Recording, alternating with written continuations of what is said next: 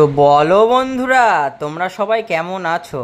আজকে গিয়েছিলাম টুর্নামেন্ট খেলতে মাধাইপুর মোড় গ্রামে। তো আমার সাথে শিবা বসে আছে, দেখতেই পাচ্ছ।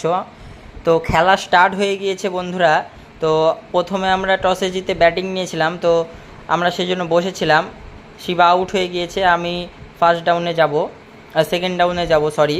আর দেখতেই পাচ্ছ মাঠের পাশে এত সুন্দর একটা মন্দিরের পাশে এত সুন্দর পুকুর, আমার জাস্ট অসাধারণ লাগছিল। মন্দিরটাও খুব সুন্দর, আর দেখতেই পাচ্ছ এখানে বসে আমার বৃন্দাবনের ফিলিং হচ্ছিল।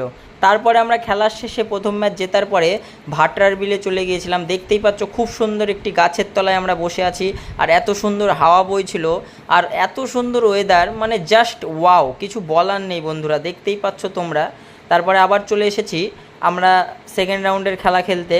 তো সেকেন্ড রাউন্ডেও আমরা ব্যাটিং পেয়েছিলাম। শিবম দাদের সাথে আমাদের ফাইনাল খেলা, তো ফাইনালে আমরা হেরে গেছি, আমরা রানার্স টিম শিবম দ্বারা